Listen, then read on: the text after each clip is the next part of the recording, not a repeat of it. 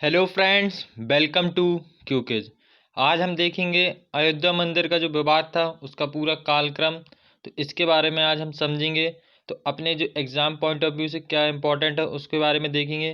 वैसे तो ये सामाजिक एवं धार्मिक मुद्दा है और इसके प्रति आप जो भी अपने विचार रखते हैं वो सही ही होंगे, लेकिन इसमें कोर्ट ने अपने जो निर्णय है वो ले दिया है तो उसको अपन सर्वोपरि मानते हुए उसका पालन करेंगे।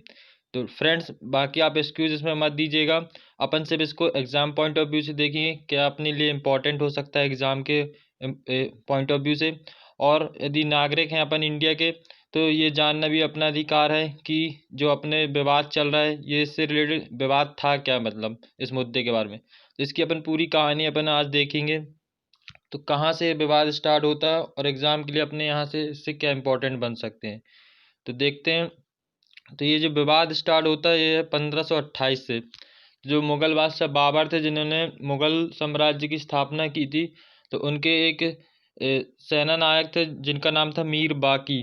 तो उन्होंने क्या है, मीर बाकी ने विवादित जगह थी उस पर एक मस्जिद का निर्माण कराया था वहाँ पर युद्ध जीतने के अवसर पर। तो वहाँ के जो लोग कहते हैं यहाँ पर पहले एक मंदिर था, तो उसी को तोड़वा कर उन्होंने यहाँ पर मस्जिद बनवाई थी। तो इसी के मुताबिक ये बाबरी मस्जिद उसका नाम दिया गया था। ये बाकी आप पढ़ सकते हैं डिटेल। तो ये 1528 से चालू होता है ये विवाद। पहले वहाँ पे देखा जाए तो मंदिर था, उसी को तोड़वा के जो मीर बाकी थे उन्होंने वहाँ पर मस्जिद बनवाया। अब ये मस्जिद बन जाती है वहाँ पर 1528 के बाद। पर ये विवाद कब स्टार्ट होता है, यहाँ से विवाद का शुरुआत होती है, पर लेकिन विवाद नहीं होता क्योंकि उस समय जो जनता थी उतनी जागरूक नहीं होने के कारण जो लोग शासक थे वो जितना जो अपनी मर्जी का काम कर सकते थे करते थे। इसी के तहत उन्होंने वहाँ पर मस्जिद बनवाई। जो बाबर थे उनके जो जनरल थे यानी सेना प्रमुख थे, उन्होंने मीर बाकी उन्होंने यहाँ मस्जिद बनवाई। अब देखते हैं नेक्स्ट क्या होता है। तो 1853 की कहानी चालू होती है। तो 1853 में क्या है, अंग्रेज़ यहाँ पर शासन करने लगते हैं। तो यहाँ पर पहली बार दंगा होता है। जो यहाँ पर मस्जिद में जो रहते हैं वहाँ पर पूजा करते हैं लोग मस्जिद में, और जो मंदिर रहते हैं वहाँ पर भी जो बाहर का जो एरिया रहता है वहाँ पर लोग पूजा करते हैं बाकी जगह पर। और जो 3 जगह का गुम्बद रहता है जहाँ पर मेन रहता है मस्जिद, वहाँ पर मुसलमान लोग अपनी नमाज़ पढ़ते हैं। तो ये 1853 में इसके आसपास क्या दंगे होने लगते हैं इसको रिलेटेड। तो जो अंग्रेज शासन रहता है उसमें क्या करता है, जो पूरा विवादित एरिया है उसके आसपास पूरे में बाउंड्री बना देता है। जैसे आप ये देख सकते हैं, ये पूरे में बाउंड्री कर देता है और हिंदुओं के लिए चबूतरा और सीता रसोई ये अलॉट कर देता है। और बाकी जो मेन मस्जिद रहती है रामलला का जो मुख्य वो रहता है जहाँ जन्मभूमि है उसको मुसलमानों को दे देते हैं ताकि वो वहाँ पर अपनी पूजा कर सकें। और बाकी जो एरिया रहता है सीता रसोई चबूतरा, तो ये सब हिंदुओं को दे देता है वहाँ पूजा करने के लिए। अब ये चलता रहता है और इसी बीच क्या रहता है, अब जो जनता है वो आज़ाद होने के लिए अपने उसमें आ जाती है कि आज़ाद होने के मकसद में अपना ध्यान दे देती है। तो ये जो मैटर रहता है थोड़ा सा दब जाता है। लेकिन क्या है, जिस मैटर अब सबसे बड़ा तब कब होता है जब अपना देश आज़ाद हो जाता है, यहाँ से असली विवाद शुरू होता है। और 23 दिसंबर 1949 को क्या होते, जो भगवान की राम मूर्ति है वो मस्जिद के अंदर पाई जाती है। वहाँ पर लोग बोलते हैं कि वहाँ से मूर्ति निकली, तो हिंदुओं का कहना है कि भगवान राम जी यहाँ प्रकट हुए हैं तो उन्हें वहाँ पूजा करनी दी जाए। और मुसलमानों का कहना रहता है कि यहाँ पर इन्होंने चोरी से जो मूर्ति है वहाँ पर रख दी थी।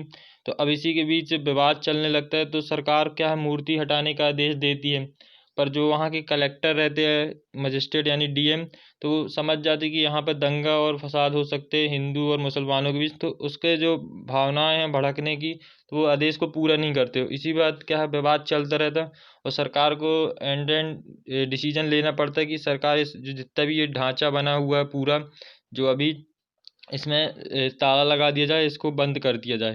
तो ये बंद कर दिया जाता है। फिर लेकिन क्या होता है, 1949 के बाद, तो 1950 के बाद जो महंत रघुवर दास थे जो राम भक्त थे बहुत ही, तो इन्होंने अपील दायर करते हैं सरकार के पास कि हमें यहाँ पर पूजा करने की अनुमति दी जाए और जो राम मूर्ति है उनको वहीं पर रखे रहने की अनुमति दी जाए। तो यहाँ पर अपना केस फाइल करते हैं। और इसी तरह 1959 पर एक निर्मोही अखाड़ा होता है, वो भी अपील करता है कि जो फुल एरिया है मतलब जितनी ज़मीन है वो हमारे अंडर में कर दी जाए ताकि हम इसकी सही तरीके से देखभाल कर सकें और पूजा कर सकें। अब इसी को चलते हुए मुसलमानों ने भी अपना एक बोर्ड बनाया जिसका नाम रखा सुन्नी वक्फ बोर्ड।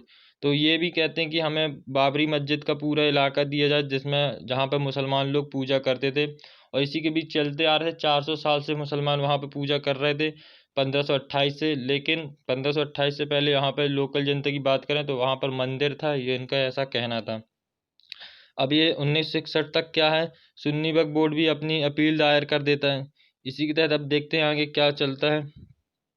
तो 1984 में क्या रहता है, सरकार रहती है कांग्रेस की और उस समय राजीव गांधी जी भी रहते हैं। तो जगह जो मंदिर बनवाने का जो विवादित ढांचा था वहाँ पर विश्व हिंदू परिषद एक कमेटी गठित करती है, और उस कमेटी के द्वारा अपील करने पर वहाँ पर जो बंद था मंदिर, उसको ताला लगा था, उसको ताला को हटाने का आदेश दिया जाता है ताकि वहाँ पर लोग आराम से पूजा कर सकें। इसी बीच क्या है, जो 1988 के आसपास यहाँ पे शिलान्यास भी की जानी थी राजीव गांधी जी के द्वारा, पर उसी बीच क्या है, ये वहाँ पर उनकी मृत्यु हो जाती है। तो अब ये जो पूरा विवादित जो चल रहा था बाबरी मस्जिद और ये बोला जाए अयोध्या का, तो इसको एक राजनीतिक रूप से तरीके से अब प्रेजेंट कर दिया जाता है। तो एक राजनीतिक मुद्दा बन जाता है, सरकार इनको अपना राजनीतिक मुद्दा बना के अपनी पार्टी स्थापित करने के लिए सोचती है।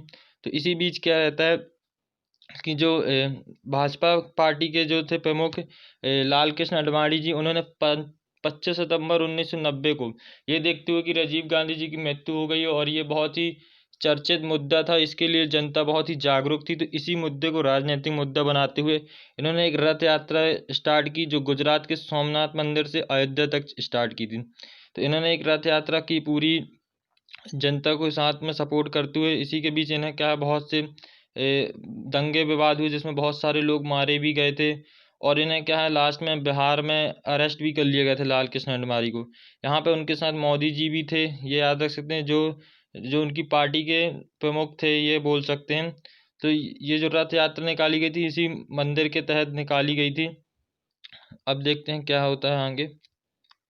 तो 6 दिसंबर 1992 में क्या होता है, जब ये विवाद ज़्यादा बढ़ जाते हैं तो यूपी की जो सरकार रहती है उस समय यूपी की जो सरकार के जो सीएम रहते हैं वो हैं कल्याण सिंह। तो इस पूरे जो ढांचे को पूरा ये विवादित मान के ये अपने अंडर में कर लेते हैं, क्योंकि अब सांप्रदायिक दंगे भड़केंगे तो इसके तहत क्या कहते हैं, ये अपने अंडर में कर लेते हैं पूरे। फिर भी क्या रहता है, जो शिवसेना के और बीएचपी के जो प्रमुख कार्यकर्ता रहते हैं, कम से कम 1 से 1.5 लाख लोग, ये एक दिन मस्जिद में जाकर 6 दिसंबर 1992 को मस्जिद में जाकर इसको तोड़ देते हैं, और बहुत हिंसक चीज़ें होती हैं, सांप्रदायिक दंगे भड़क जाते हैं, पूरे देश देश में दंगे होने लगते हैं। अब इसको देख के सरकार बहुत ही कड़े निर्णय लेती है, और फिर क्या करती है कि एक एक आयोग बनाती है। जैसे आप पहले ये देख सकते हैं, ये हैं दंगे की तस्वीरें हैं कुछ, जिसमें आप देखेंगे बाबरी मस्जिद को पूरे तरह से तोड़ देते हैं। तो इस दिन से क्या है, बाबरी मस्जिद टूट जाती है, वहाँ पर जो बाबरी मस्जिद का ढांचा बना होता है वो टूट चुका होता है, देख पाएंगे। अब क्या है, जो सरकार है वो एक लिबरल कमीशन बनाती है। इसका क्या काम रहेगा, जो भी ये दंगे हुए किस कारण हुए इसकी पूरी जांच करी जाए। तो इस दंगे की जांच के लिए एक लिबरल कमीशन बनाया जाता है। ये इंपॉर्टेंट हो सकता है एग्जाम के पॉइंट ऑफ व्यू से, तो याद रखिए 16 दिसंबर 1992 में लिबरल कमीशन बनाया था। यहीं पे बात करें तो सेंट्रल गवर्नमेंट में नरसिम्हा राव जी की सरकार थी, जो कांग्रेस की सरकार थी। तो उन्होंने क्या प्रस्ताव दिया कि जो अब ये टूट चुका है तो यहाँ पर एक नई चीज़ बना दी जाए, यहाँ पर मंदिर, मस्जिद और लाइब्रेरी और म्यूजियम, ये चारों चीज़ यहाँ पर बनाई जाए ताकि लोग आकर्षित भी हों, यहाँ देखने भी आएँ। इस तरह से इन्होंने अपना प्रपोजल दिया सरकार को, यूपी सरकार को, पर ये ज़्यादा खास नहीं था। अब क्या होता है, जो सेंट्रल गवर्नमेंट रहती है और ये इसके प्रस्ताव को तो ज़्यादा वैलिड नहीं रहता। अब देखते हैं क्या चलता है आगे। तो 2002 में क्या होता है, जो सेंट्रल में गवर्नमेंट भाजपा की बन जाती, इसी मुद्दे को बहुत ही आगे बढ़ा कर देखते हैं। तो अटल बिहारी वाजपेयी जी वहाँ फिर प्रधानमंत्री जी बनते हैं, और इन्होंने अयोध्या के लिए एक अयोध्या विभाग की स्थापना की, जिसमें क्या रहता है, इसमें अप्रैल 2002 में इलाहाबाद के जो हाई कोर्ट के 2 जज की बेंच बैठती है, जिसमें एएसआई की रिपोर्ट प्रस्तुत की जाती है। तो इसमें क्या देखा जाता है कि जो एएसआई की रिपोर्ट के अनुसार बताया जाता है कि जो 12वीं शताब्दी में यहाँ पर हिंदू मंदिर था, और 1528 में यहाँ मस्जिद भी था, और लोकल लोगों का कहना था कि यहाँ पर मंदिर को तोड़कर मस्जिद बनाई गई थी। तो ये एएसआई की रिपोर्ट रहती है, पर एएसआई के पास क्या है, 3 साल का रिकॉर्ड नहीं होता। जो 1200 से लेकर 1500 के बीच का रिकॉर्ड नहीं होता, वो सिर्फ बता पाते हैं कि 1528 में यहाँ के बाद मस्जिद थी और 1200 के पहले यहाँ पर मंदिर भी था। तो इसी रिपोर्ट के अनुसार क्या करते हैं, जो हाई कोर्ट है वो 2010 के आसपास अपना निर्णय सुना देता है, जजमेंट दे देता है 30 सितंबर 2010 को। वो क्या करता है, जो रामलला है, जो यहाँ पर 3 पार्टियां यहाँ पर अपने केस दायर की थी, तो जो रामलला है यानी राम जन्मभूमि न्यास, उसको क्या है सेंट्रल पार्ट दे देता है। जो 3 गुम्मद बने होंगे, देखा होगा आपने, अभी बाबरी मस्जिद का दिखाएंगे, तो 3 पार्ट इनको दे देते हैं। और जो निर्मोही अखाड़ा, उन्हें सीता रसोई और राम चबूतरा इनके अंडर पर कर दिया जाता है। और सुन्नी वक्फ बोर्ड है, उन्हें पूरा बाकी जो बचा एरिया है वो दे दिया जाता है। जैसे आप ये देख सकते हैं, जो रामलला, ये जहाँ पर राम मूर्ति निकली थी, ये राम राम जन्मभूमि न्यास को दे दी जाती है। और जो राम चबूतरा है और जो सीता रसोई है, ये निर्मोही अखाड़ा को दे दिया जाता है। और जो बाकी जो एरिया बचा वो सुन्नी वक्फ बोर्ड को दे दिया जाता है। तो ये हो जाता है डिवीज़न इस तरह से। जो इलाहाबाद हाई कोर्ट है, ये इस तरह का डिवीज़न करता है। पर क्या है, जो पार्टियों ने जो अपील की थी वो तो इसके अपील नहीं था, पर 2011 में क्या करते हैं, जो सुप्रीम कोर्ट होता है, इस विवाद पे इलाहाबाद हाई कोर्ट के जो फैसले पे उस पर रोक लगा देता है। क्योंकि जो उन्होंने मांगा था वो उस हिसाब से उन्होंने दिया नहीं, और संतुष्ट नहीं थी पार्टियां, इसी का सुप्रीम कोर्ट में उन्होंने अपना केस दायर किया था। उसी के तहत सुप्रीम कोर्ट ने इलाहाबाद हाई कोर्ट में जो फैसला था उस पर रोक लगाई। अब क्या होता है, 2016 में जो है सुब्रमण्यम स्वामी फिर से एक केस दायर करते हैं कि आप इसका पूरा फैसला फाइनल तरीके से करें। सुप्रीम कोर्ट में फिर से केस दायर होता है। तो सुप्रीम कोर्ट के जो चीफ जस्टिस होते हैं 2017 में बताते हैं कि जो के एस खेयर होते हैं, वो बोलते हैं कि आप इसको जो मैटर है आपको कोर्ट से बाहर सॉल्व करना चाहिए, आउट ऑफ साइड कोर्ट। यानी आप दोनों जो जितनी भी पार्टियां वो मिलकर आप इसका सोल्यूशन निकालें। लेकिन क्या है, इसी के बीच और केस दायर हो जाते हैं सुप्रीम कोर्ट में, 32 अपीलें और आ जाती हैं इलाहाबाद हाई कोर्ट के जो डिसीजन है उसके अगेंस्ट सितंबर में। तो फिर जो हाई कोर्ट है यानी जो सुप्रीम कोर्ट है, वो एक फैसला लेता है कि इसका जो निर्णय लिया जाएगा वो 2019 में लिया जाएगा। तो 8 मार्च 2019 को सुप्रीम कोर्ट के मामले के मध्यस्थ एक भेजा जाता है पैनल, जिसमें 8 सप्ताह के अंदर कार्रवाई करने को कहा जाता है। तो 1 अगस्त 2019 को पैनल की रिपोर्ट प्रस्तुत की जाती है। जो भी कमीशन बनाया गया था उसकी पैनल की report high court supreme court में प्रस्तुत की जाती है। अब सुप्रीम कोर्ट जो पैनल की समाधान निकालने के लिए पहले दिन तो विफल रहता है 2 अगस्त के लिए।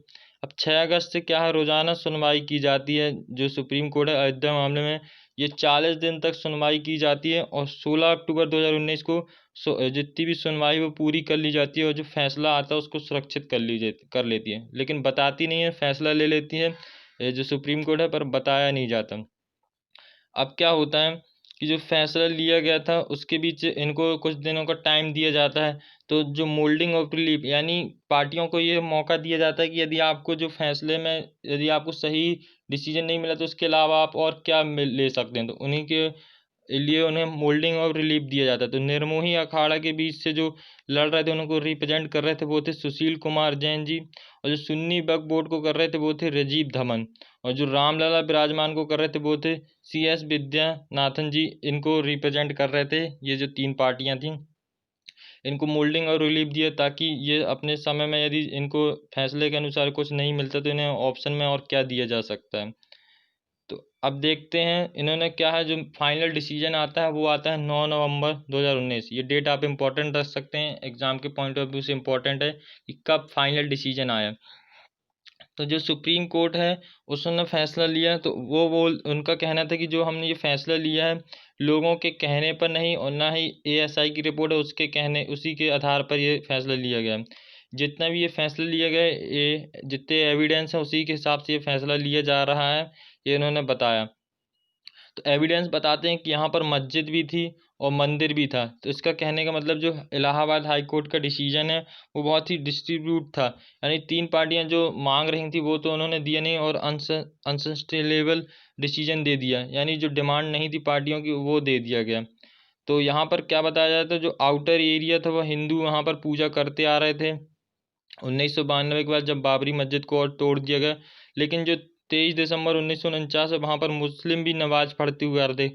करीब 400 साल पहले तक यहाँ पर नमाज पढ़ते आ रहे थे। तो ये इस चीज़ों को देखते हुए उन्होंने देखा। पर जितने भी एविडेंस हैं, यदि इनके बारे में यदि एक पार्टी को डिसीजन दिया जाए तो ये बहुत ही राइट टू बर्शिप होगा, उनके खिलाफ होगा, उनके अधिकारों के खिलाफ। तो इसी के बीच क्या है 9 नवंबर 2019 को ही सुप्रीम कोर्ट ने 5 जजों की बेंच में राम मंदिर के पक्ष का फैसला सुनाया। तो ये इंपॉर्टेंट है। क्या है, जो 2.7 एकड़ की विवादित जमीन थी वहां पर हिंदू पक्ष को मिल गई, और जो मस्जिद बनाने के लिए उन्होंने अलग से एक 5 एकड़ की जमीन मुहैया कराने का आदेश दिया, पर वो अलग रहेगी, उन्हें 5 एकड़ की जमीन अलग दी जाएगी।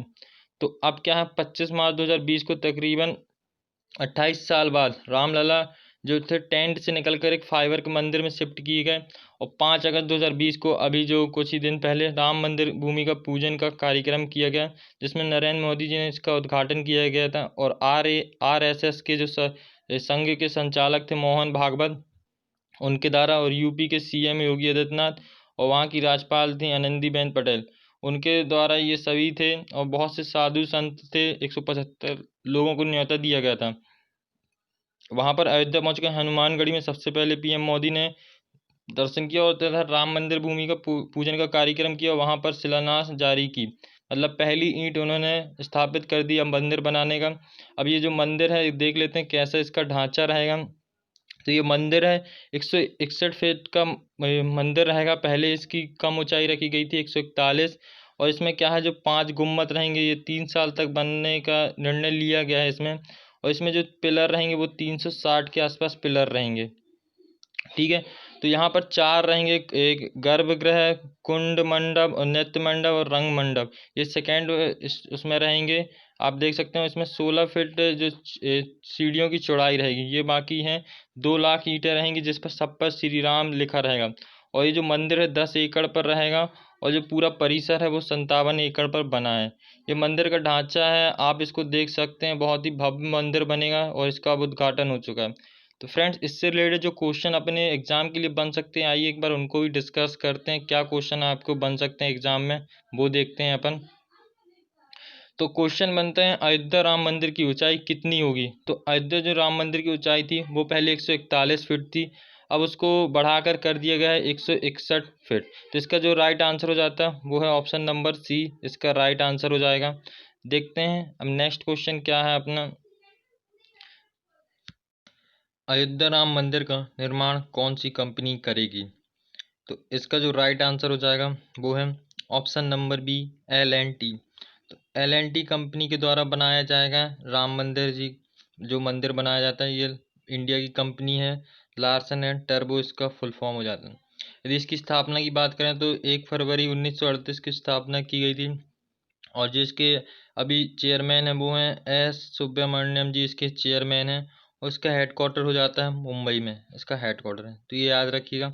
चलिए देखते हैं नेक्स्ट क्वेश्चन क्या है। तो अयोध्या राम मंदिर के वास्तुकार कौन हैं।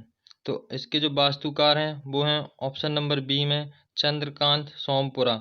तो ये हैं जो अयोध्या जो राम मंदिर है इसका पूरा स्ट्रक्चर बताएंगे, कैसा जो राम मंदिर है वो बनेगा पूरा इसका। तो ये इसके वास्तुकार हैं, तो ये याद रखिएगा, इंपॉर्टेंट हो सकता है एग्जाम के पॉइंट ऑफ व्यू से, चंद्रकांत सोमपुरा। चलिए देखते हैं नेक्स्ट क्वेश्चन क्या है। तो श्री राम जन्मभूमि मंदिर का शिलान्यास किसने किया। तो फ्रेंड्स, ये क्वेश्चन सबको आपको पता होगा इसका आंसर, फिर भी अपन क्या है एग्जाम के पॉइंट ऑफ व्यू से इसको देख सकते हैं। आगे यदि आप चलते हैं आगे के एग्जाम में आपके लिए इंपॉर्टेंट हो सकता है, आप कभी भी एग्जाम में पूछ सकता है। तो इसका जो राइट आंसर है वो है नरेंद्र मोदी जी। नेक्स्ट क्वेश्चन देखते हैं।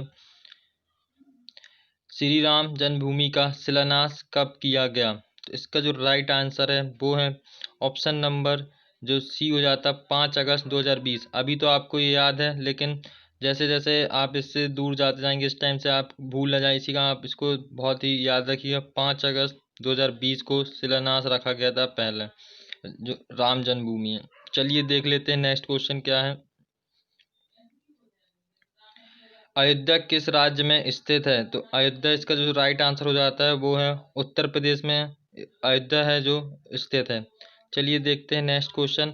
अयोध्या किस नदी के किनारे पर स्थित है।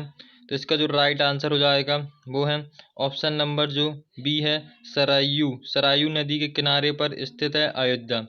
जो नेक्स्ट क्वेश्चन बनता है अब, अयोध्या जो राम मंदिर है कितने मंजिल होंगे। तो फ्रेंड्स, आपसे छोटे छोटे क्वेश्चनों के रूप में ये लाए गए छोटी छोटी जानकारी जो इंपॉर्टेंट हो सकती है एग्जाम के पॉइंट ऑफ व्यू। तो ये जो मंदिर बनेगा वो 3 मंजिला बनेगा, यानी ऑप्शन नंबर B इसका राइट आंसर हो जाएगा। देखते हैं नेक्स्ट क्वेश्चन क्या है। अयोध्या राम मंदिर में पिलरों की संख्या 212 से कितनी कर दी गई। तो फ्रेंड्स इसमें जो संख्या है उसको बढ़ा दिया गया है। जैसे मंदिर की ऊंचाई पहले 141 थी तो उसको 161 कर दिया गया, और वैसे ही 212 पिलरों की जगह अब इसकी जो संख्या कर दी गई वो 318 कर दी गई है। यानी हर फ्लोर में 106 जो पिलर लगेंगे, ये इनकी संख्या अभी की गई है। चलिए देखते हैं नेक्स्ट क्वेश्चन क्या है। अयोध्या राम मंदिर बनाने में कितना खर्च आएगा। तो फ्रेंड्स वैसे तो जो L&T है इसने अपने जो खर्चा है वो फ्री करने का करा है, यानी जो वो है खर्चा इससे नहीं लेंगे बनाने का, लेकिन जो लेबर खर्च वगैरह जो मटेरियल है उसमें करीबन 100 करोड़ रुपए खर्च होगा। इसका जो राइट आंसर हो जाता है।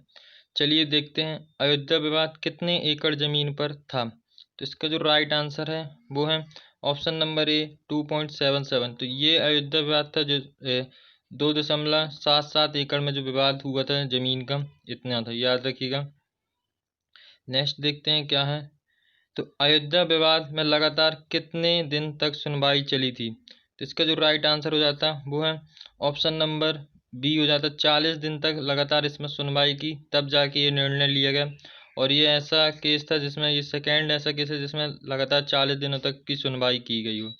चलिए देख लेते हैं नेक्स्ट क्वेश्चन क्या है। अयोध्या विवाद का फैसला कितने जजों की बेंच ने सुनाया। तो इसका जो राइट आंसर हो जाता है वो है 5। तो 5 जजों की एक बेंच बैठी थी जिसमें इसका फैसला लिया गया। अब 5 जज कौन थे। तो 5 जज थे जस्टिस रंजन गोगोई जो इसकी अध्यक्षता कर रहे थे, सर अरविंद बोबड़े जो अभी वर्तमान में अपने CJI हैं, और DY चंद्रचूड़ और अशोक भूषण और S अब्दुल नजीर। तो ये 5 जज थे जिन्होंने ये फैसला लिया था अयोध्या मंदिर का। अयोध्या विवाद के फैसले में मस्जिद के लिए कितनी ज़मीन दी गई। तो जो विवाद हुआ उसमें जो निर्णय लिया गया, तो जो मुसलमानों के लिए अलग से मस्जिद बनाने का जो निर्णय दिया गया था उसमें 5 एकड़ ज़मीन अलग से दी गई थी, तो याद रखिएगा। चलिए देख लेते हैं नेक्स्ट। अयोध्या विवाद का फैसला किसके पक्ष में आया। तो फ्रेंड्स इसका जो सही आंसर होगा वो है option number A Ram Janmabhoomi Nyas. अब आप सोचेंगे सुन्नी वक्फ बोर्ड को भी मिला है क्योंकि उन्हें 5 एकड़ जमीन, तो जो विवादित एरिया था उसमें सिर्फ राम जन्मभूमि न्यास का अधिकार है, और उनके फैसले को जो संतुष्ट हो सके, मैंने बताया था मोल्डिंग ऑफ रिलीफ दिया था, यदि वो नहीं मिलता तो उनके ऑप्शन में क्या था, तो उसी के तहत सुन्नी वक्फ बोर्ड को अलग से 5 एकड़ ज़मीन दी गई जहाँ पर वो मस्जिद का निर्माण करा सकते हैं। चलिए देख लेते हैं नेक्स्ट क्वेश्चन क्या है। अयोध्या विवाद में सुप्रीम कोर्ट ने अपना अंतिम फैसला कब सुनाया। तो इसका जो राइट आंसर हो जाता है वो है ऑप्शन नंबर बी 9 नवंबर 2019 को ये अपना फैसला सुनाया था। इंपॉर्टेंट डेट है, मैं बोला था आपसे जब आपको मैं टॉपिक समझा रहा था, तो याद रखना। चलिए देख लेते हैं नेक्स्ट क्वेश्चन। अयोध्या का प्राचीन नाम क्या था। तो इसका जो राइट आंसर हो जाता है वो है फैज़ाबाद, इसका प्राचीन नाम था, अब इसका नाम अयोध्या रख दिया गया है। अब बढ़ते हैं नेक्स्ट क्वेश्चन। तो उत्तर प्रदेश के मुख्यमंत्री कौन थे जब इसका शिलान्यास किया गया, उद्घाटन किया गया। तो अभी ये वैसे तो आपको याद होगा, ये थे योगी आदित्यनाथ।